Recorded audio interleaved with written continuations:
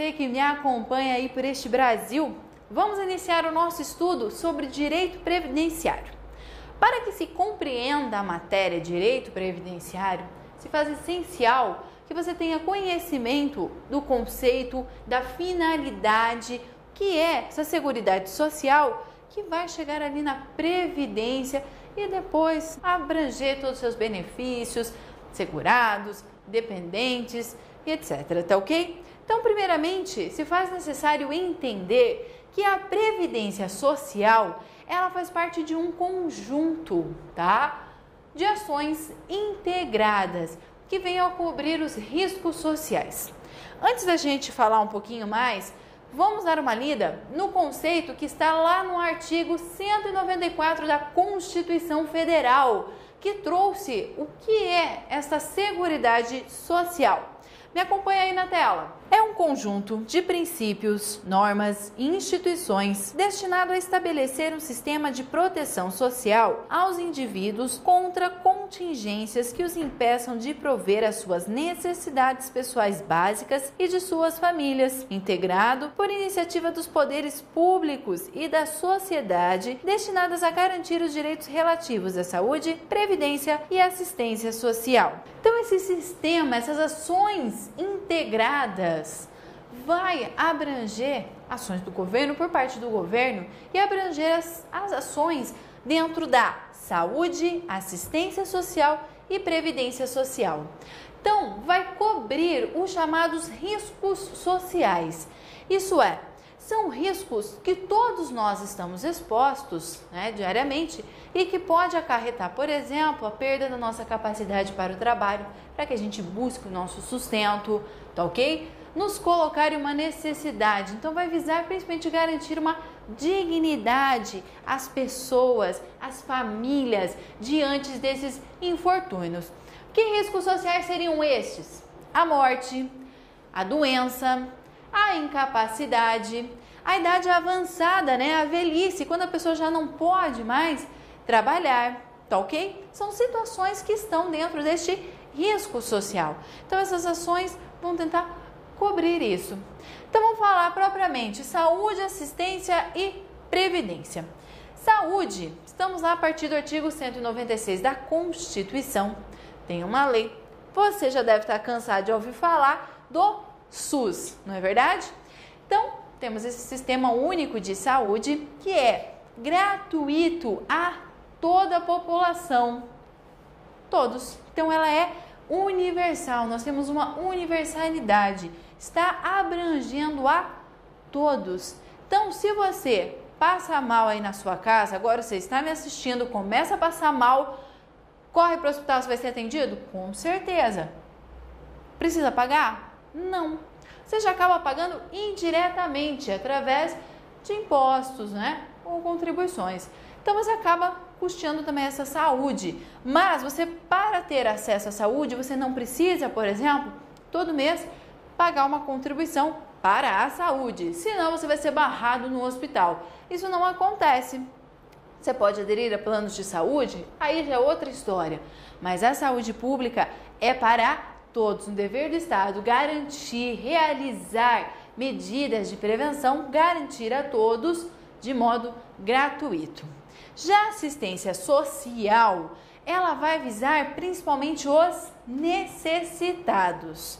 Ela é gratuita? Também, porque não depende de uma prévia contribuição direta para que você tenha direito, assim como na saúde. Então, ela vai ser feita para os necessitados. Então, não é como a saúde para todos, tão abrangente. É só para quem dela necessitar. Aqui tem uma situação bem importante. Nós temos dentro desta assistência um chamado BPC-LOAS. Ele é chamado do benefício de prestação continuada da assistência social. Por que ficou LOAS? Porque é a Lei Orgânica da Assistência Social, tá? Então temos leis que regem a saúde, questões de assistência social, também leis federais editadas. Então, esses necessitados. Por que faço uma ressalva aqui no BPC-LOAS? Porque ele é um benefício que é operacionalizado, administrado pelo INSS, pelo Instituto Nacional do Seguro Social. que é a autarquia que vai gerenciar o regime geral, quando a gente for falando ali da Previdência Social. Então, esses necessitados têm direito, quando se encaixarem, por exemplo, do BPC-Loas, os deficientes e os idosos, que não possuem uma renda para poder se sustentar e nem suas famílias, no caso, por exemplo, de um deficiente, consigam dar toda a manutenção. Então, a lei traz alguns requisitos que devem ser preenchidos, renda per capita, né? Um perito do INSS vai fazer uma avaliação para ver se a pessoa realmente é doente, o idoso comprova a sua idade, né? Tem alguns requisitos que vai seguindo na lei. Só que esse benefício ele é operacionalizado pelo INSS. Você já pode ter visto alguma situação que alguém falou assim: nossa, sou esperto pra caramba, eu me aposentei sem nunca ter contribuído na vida. Mentira! Ele recebeu o BPC-Loas, provavelmente. Porque a aposentadoria requer contribuição prévia. Vai se encaixar aqui na Previdência Social. Estamos lá no artigo 201, seguintes da Constituição. Ela é contributiva, então não é aqui como gratuita, eu preciso ter contribuição prévia para receber os benefícios. Então, quem vai ter direito são chamados segurados e os seus dependentes. Esses dependentes, eles têm uma ligação com o segurado. É, por exemplo, o filho do segurado. Então, acaba tendo também direito a alguns benefícios previdenciários, tá ok? Então, essas três ações, esse conjunto importante, dê uma lida nesses artigos da Constituição, tá ok? Vou falar muito disso. Leia artigos de lei, leia a Constituição. Importante, muitas provas vêm cobrando o texto de lei. Então é interessante que você tenha conhecimento deste, tá ok? Então, visto isso, esse conjunto, o principal da saúde, da assistência e da previdência social, vamos falar dos princípios, ou também chamados de objetivos, que estão previstos na Constituição. Esses princípios são essenciais, eles que vão reger todas essas ações da saúde, assistência e previdência social. Então temos um primeiro princípio, o da universalidade da cobertura e atendimento. Quando você fala em universal, você lembra de um todo, de um conjunto como um todo. Então vimos que, na verdade, quem consegue dar uma cobertura total, um atendimento para as pessoas de um modo totalitário, universal, é a saúde, tá ok? Mas busca-se como um princípio a cobertura, né?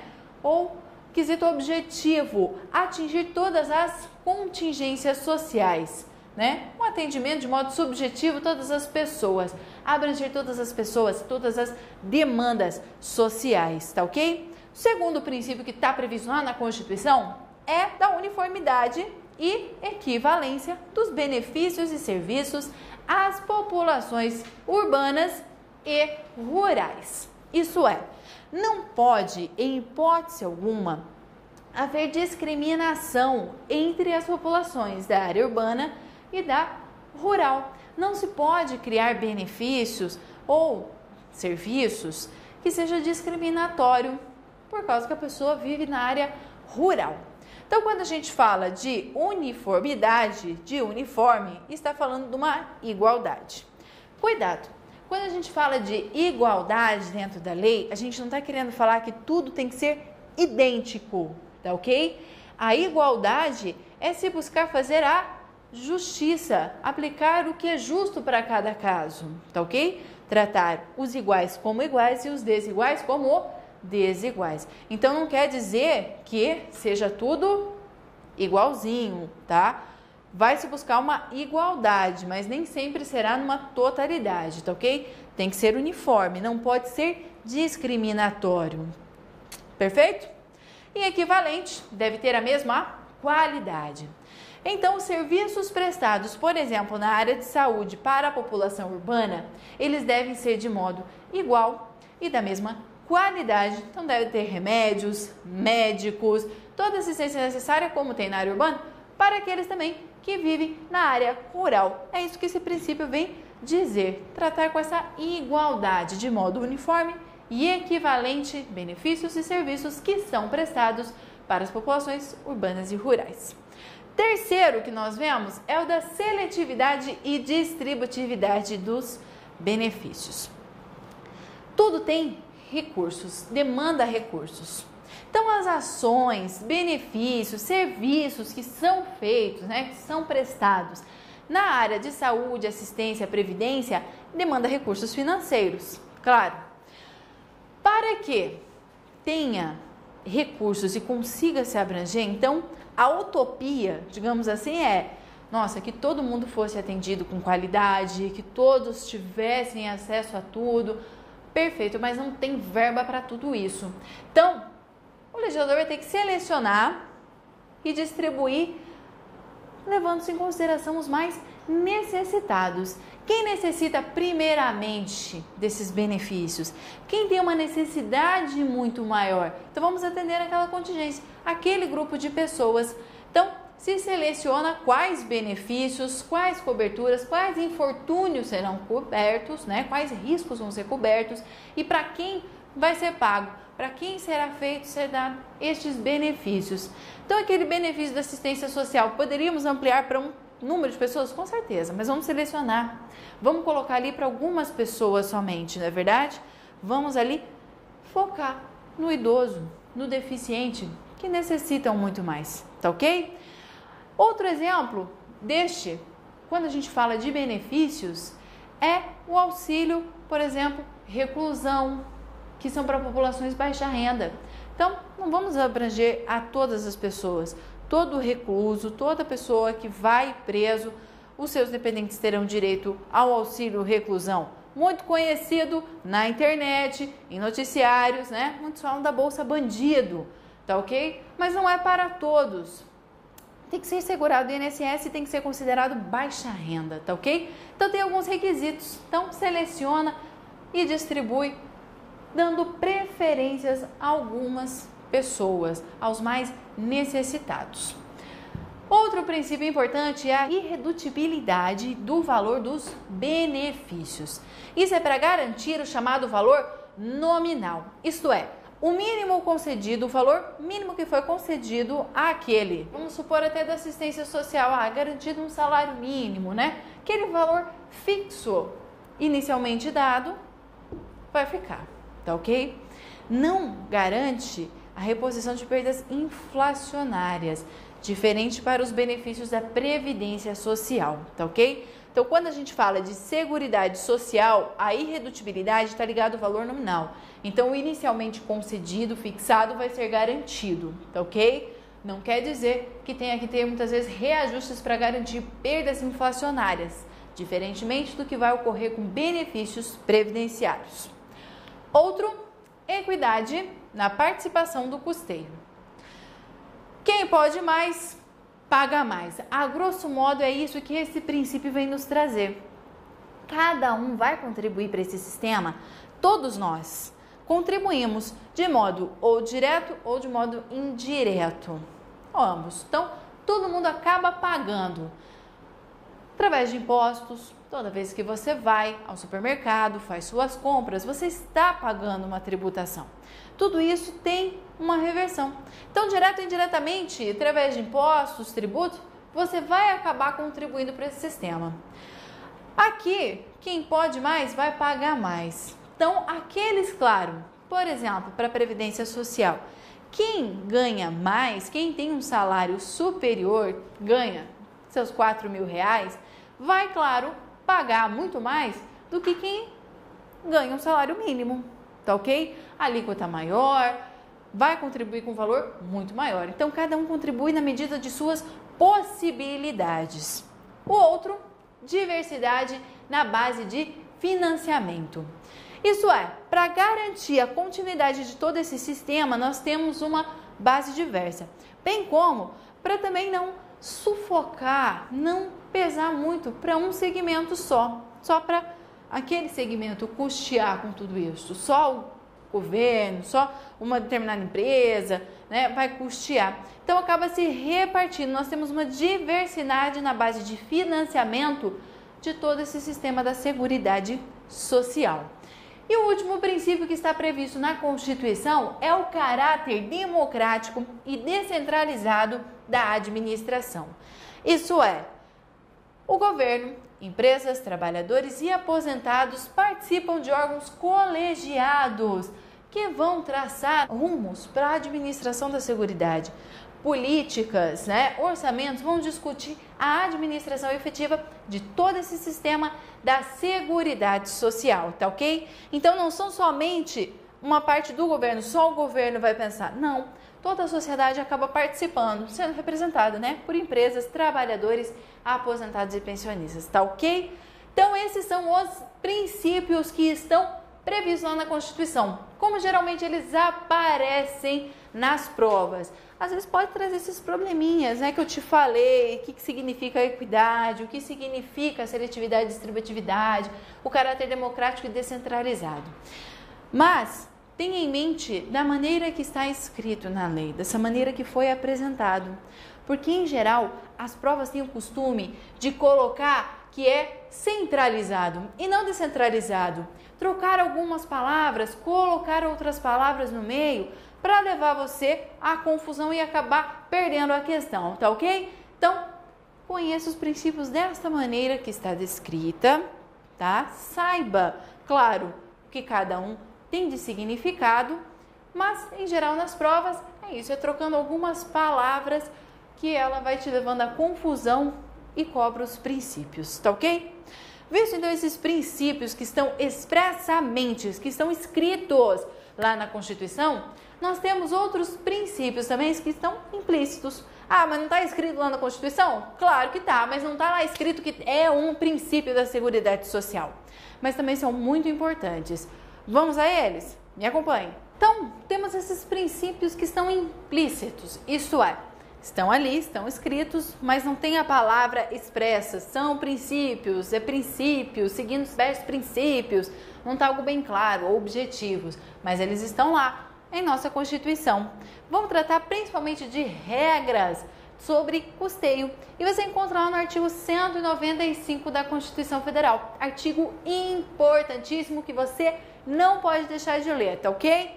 Então, primeiro importante aqui para a gente falar é a pré-existência do custeio, ou também chamado de princípio da contrapartida. Isto é, toda vez para um benefício, serviço, quesito seguridade ser criado, estendido ou majorado, deverá ter a sua pré-existência do custeio. Deve ter uma fonte de custeio prévia. Pera lá, então vamos lá, vamos criar um benefício ou vamos estender então, por exemplo, o auxílio reclusão a todos os segurados da Previdência Social. Aqueles que estejam segurados vão ter direito, não importa se é baixa renda ou não.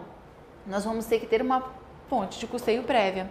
Tem que ter da onde tirar verbas para poder estender este benefício, ou majorar, aumentar ou criar, para que se mantenha o equilíbrio financeiro deste sistema. Então, todos os cálculos para a questão de contribuição, quanto você que é trabalhador, que tem carteira assinada, contribui ali todo mês, ou como trabalhador autônomo, tudo isso não vem do além. Simplesmente se coloca ali, vamos colocar essa alíquota e vamos colocar sobre tal valor. Tudo isso são cálculos, atuariais que visam este equilíbrio financeiro a um longo prazo. Então, tudo o que é feito tem que ter esse equilíbrio para manter, para não dar furos. Portanto, criar, estender ou majorar deve ter essa pré-existência do custeio. Outro que é importante é a questão da progressividade de contribuições sociais. Isto é, poderão existir alíquotas diferenciadas para as empresas, para as contribuições, dependendo do seu porte, da atividade desenvolvida por esta empresa, pela condição estrutural do mercado de trabalho, bem como pela utilização intensiva da mão de obra. É a regrinha do PACU. Então lembra do PACU. Porte da empresa, atividade da empresa, condição estrutural do mercado e utilização intensiva da mão de obra. Poderão ter alíquotas diferenciadas, tá ok? Então pode até o governo modificar essas alíquotas para fomentar o mercado, né? Para o setor que está em crise, tá ok? Então pode-se colocar alíquotas diferenciadas. Uma empresa de grande porte, nós temos isso exemplo claro do Simples Nacional para as microempresas, né? Que é uma alíquota menor, imposto único. Então poderão ter alíquotas, contribuições diferenciadas para a Seguridade Social, tá ok?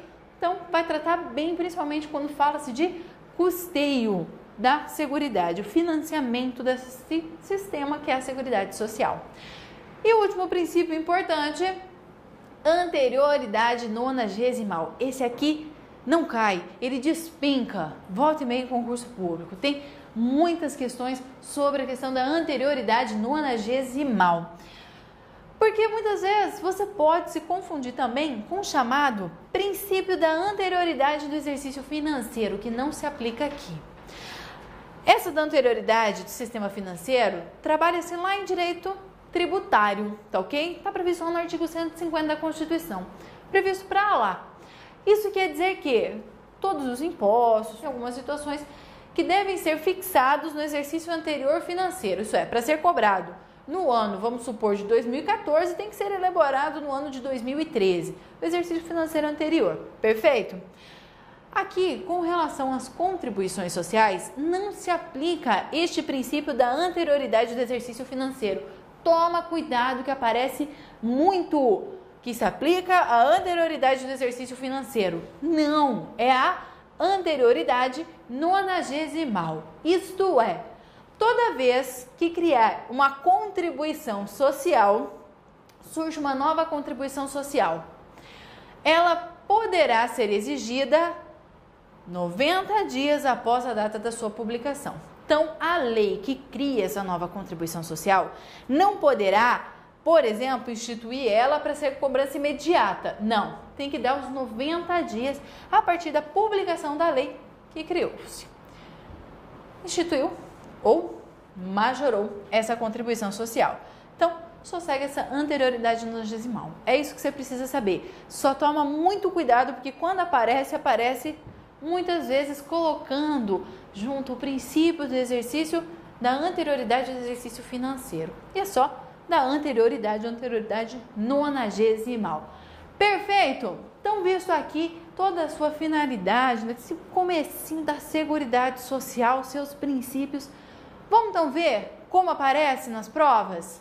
Me acompanhe aí na tela. Primeira questão, assinale a opção correta entre as assertivas abaixo relacionadas à organização e princípios constitucionais da Seguridade Social. A. Diversidade da base de financiamento é objetivo da Seguridade Social. B. O valor dos benefícios pode ser instituído gradativamente. C. Pode haver benefícios maiores para a população urbana em detrimento da rural. D. A gestão da Seguridade Social é ato privativo do poder público e os serviços previdenciários devem ser sempre o mesmo, independente do destinatário. Está correta a afirmativa A, que fala, da diversidade da base de financiamento é objetivo da Seguridade Social.